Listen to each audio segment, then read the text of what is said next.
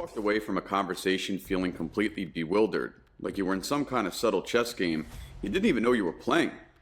Or maybe you got a colleague who always seems to soak up all the credit, yet expertly sidesteps any blame. If these unsettling feelings or lopsided dynamics sound familiar, they might be more than just an odd personality quirk. They could be signs of narcissistic traits popping up in your daily life. And it's not as rare as you might think.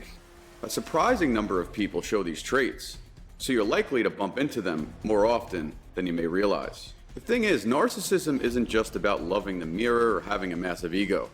It's a complicated pattern of behavior. It's a deep-seated need for admiration, a real lack of empathy, and a habit of manipulating or taking advantage of others. These traits don't always show up as big, flashy displays. Oftentimes, though, they're much more subtle, hidden in everyday chats and actions, making them tough to spot, but they're incredibly impactful. I'm going to teach you how narcissism can subtly weave its way into your daily life, whether it's your boss, someone you've just started dating, or even inside your own family. We'll look at specific scenarios and behaviors you can watch for.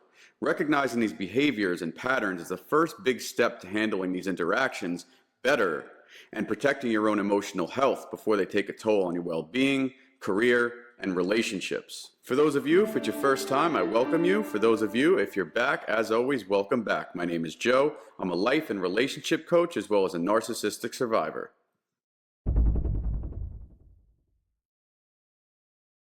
The workplace is supposed to be about teamwork and respect, right? But sometimes it could be a stage for narcissistic behaviors that really stir up trouble.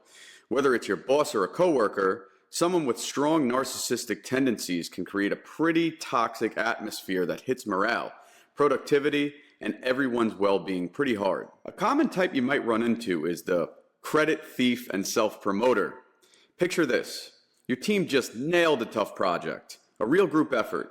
But in the review meeting, your boss or a certain colleague cleverly twists the story, making their own role sound absolutely essential while conveniently forgetting or downplaying what everyone else did.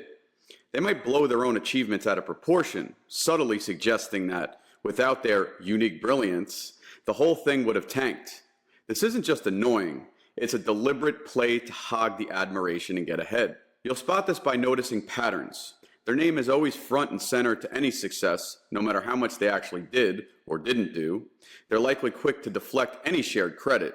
They might take over meetings, not with great ideas, but with long, elaborate speeches about their past wins or grand future plans, often cutting people off or talking right over them. Then there's the person who has a profound intolerance of feedback or criticism, constructive criticism, which I think we all need to grow from time to time, is going to be met with defensiveness, anger, and flat-out denial.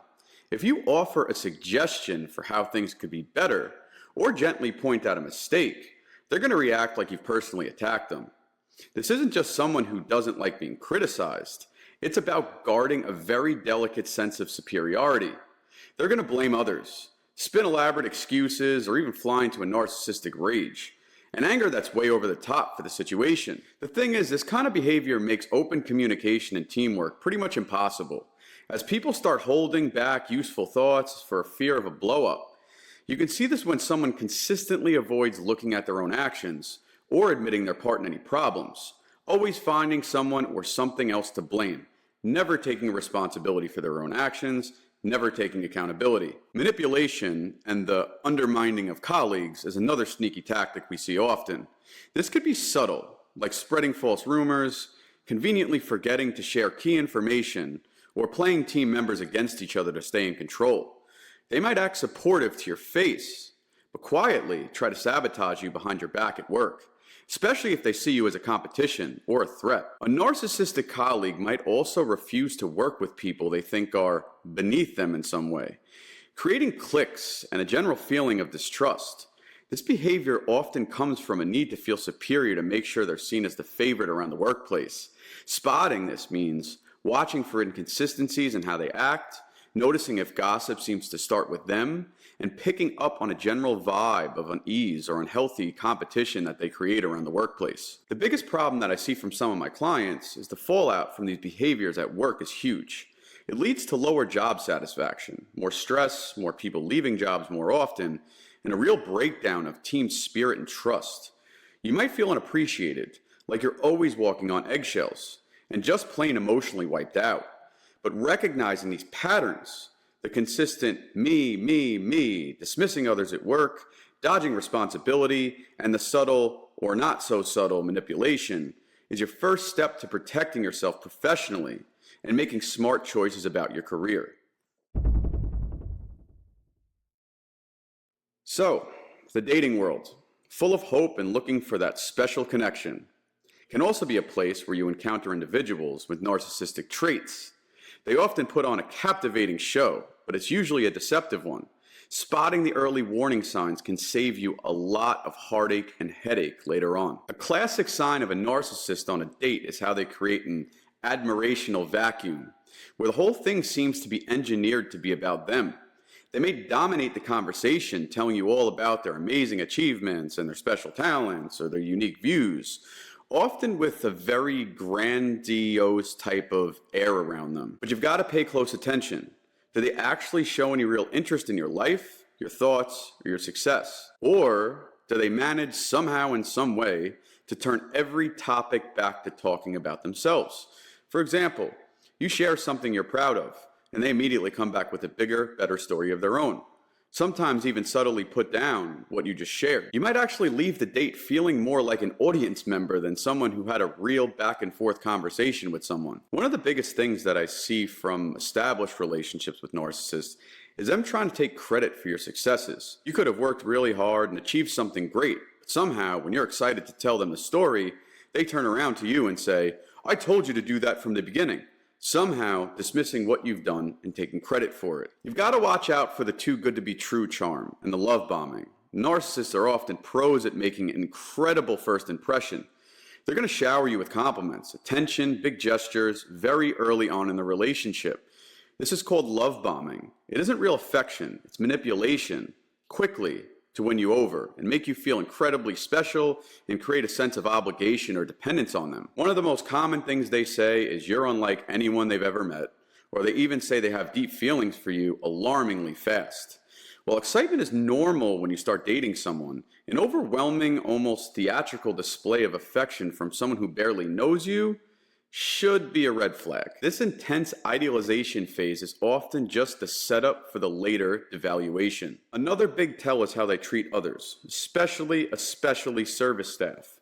You can often see someone's true character by how they treat people they think have less power than them. Does your date treat the waiter, bartender, or valet with respect and politeness, or are they demanding, condescending, or dismissive? A sense of entitlement is a core narcissistic trait, and it can show up as impatience, rudeness, or expecting special treatment for absolutely no good reason. Complaining endlessly about tiny issues or making others feel small just to feel important to themselves is a major red flag. Pay attention to a subtle, or maybe not so subtle, lack of empathy and dismissal of your feelings. If you share something vulnerable or express a different opinion, how do they react to you? A narcissist often struggles to genuinely connect with you or validate your emotions. They might try to change the subject or offer some shallow comfort before turning the focus back to themselves, or even gently mock your sensitivity. In arguments, they will rarely, if ever, admit they're wrong. Instead, they're going to use gaslighting tactics, make you doubt your own perception or memory of what happened. "I never said that," "you're being too sensitive," or common things they say to dodge blame and stay in control of the conversation. Dating someone with these traits can lead to a roller coaster of emotional highs and lows, chip away at your self-esteem, and leave you feeling confused and emotionally exhausted.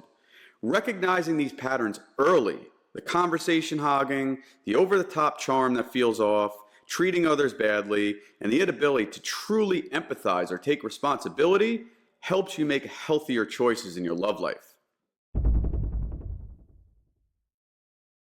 Family is supposed to be our safe harbor, a source of love, support, and security.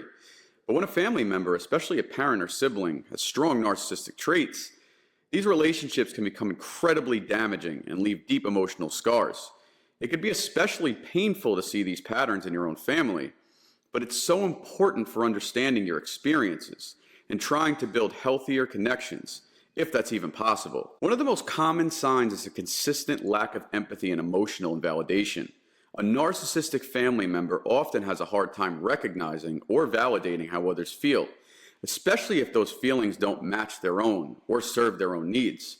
Your happiness might be downplayed, your sadness brushed off, or your worries twisted to fit their story. For instance, you might share a personal struggle, only for them to turn it into a story about their own suffering or use it as a chance to criticize you.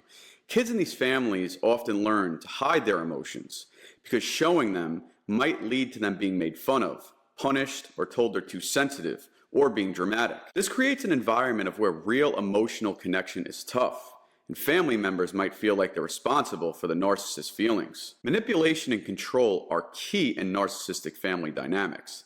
They can look like guilt tripping. After everything I've done for you, playing the family members against each other, which is considered triangulation, or making you feel dependent on them. Boundaries are often ignored or consistently crossed. Personal space, privacy, and your individual choices might be disrespected. The narcissistic family member often expects total obedience and for everyone to go along with their wishes. Any pushback is met with anger, a withdrawal of affection, or other kinds of punishment. This control can continue onto adulthood, with the narcissist trying to dictate their adult children's life choices, relationships, and even careers. Favoritism and the creation of family roles, like the golden child and the scapegoat, are commonly and really damaging. The golden child can seemingly do no wrong and is often showered with praise, as long as they're meeting the narcissist's needs, while the scapegoat gets blamed for family problems and faces constant criticism. This dynamic creates resentment, competition, and distrust between siblings, and it makes it hard for children to develop a healthy sense of self-worth outside of these assigned roles. The scapegoat, who is often the one who's in question to what's going on in the family, usually takes the brunt of the narcissist's projections and frustrations. There's also often an intense focus on maintaining a superficial image or facade, to the outside world at least. The family might look perfect, successful, and loving, but behind closed doors, the reality is often one of emotional neglect, constant judgment, and love that comes with strings attached. The narcissistic parent, for example, might be overly concerned with achievements and how things look, valuing their children based on how well they made the parent look good, rather than who they are as people. This pressure to keep up a false front can be absolutely exhausting and lead to feelings of inadequacy and mix-up sense of identity for other family members. Growing up or being a part of a narcissistic family system can really have profound and long-lasting effects, like anxiety, depression, low self-esteem, trouble forming healthy relationships, and even picking up some narcissistic traits as a way to cope themselves. But recognizing these patterns, the emotional put-downs, the manipulation, the assigned roles, and the focus on appearances is a huge step towards healing, setting boundaries, and even maybe breaking a cycle of dysfunction. It's really important to get that narcissism doesn't always look like someone being overly grandiose or desperate for attention. There's a more subtle, often sneakier form known as covert narcissism, sometimes called the vulnerable narcissist. People with covert narcissism traits might not be the loudest ones in the room, but their underlying need for admiration, lack of empathy, and tendency to manipulate are still there, just expressed a bit differently. So instead of bragging, a covert narcissist might use what we call self-depreciation to get sympathy and attention. They might often talk about how unfairly life has treated them, how misunderstood they are, or subtly put themselves down in a way that makes others offer praise and reassurance. This victim mentality can be a very powerful way to manipulate, often making others feel guilty, like they have to cater to their needs. Listen, they might seem shy, overly sensitive, or even super helpful, but their giving often has unspoken strings attached, or is done more to be seen as a good person than out of genuine kindness. The thing is, covert narcissists are often hypersensitive to criticism, though their reactions might be a little less explosive than an overt narcissist. Instead of outright rage, they might respond with passive aggression, sudden withdrawal, hello silent treatment, or by subtly undermining the person who criticized them. A lot of times they take criticism as a deep personal wound, but blame others in less direct ways. They can be masters of backhanded compliments or jokes that subtly put down others, helping them feel superior without a big confrontation. They also show a profound lack of genuine empathy, even if they seem sensitive on the surface. Their main focus is always on their own feelings and needs. If you share your problems, they might briefly acknowledge them before steering the conversation back to their own issues or how your problems are affecting them now. They often struggle with real give and take in relationships, taking much more than they give emotionally. Here's a really key thing about all this. Spotting these behaviors is about recognizing patterns, not just one-off incidents. Everyone can be a bit self-centered at times, sometimes dismissive or sensitive to criticism. We've all been there. We're all guilty of it somewhat. That's kind of human, right? However, when these behaviors are consistent and show up in different situations over and over again and leave you feeling emotionally drained, manipulated, or devalued in your interactions, that's a strong sign you might be dealing with a significant narcissistic trait. One argument with your boss doesn't make them a narcissist, nor does one self-absorbed date.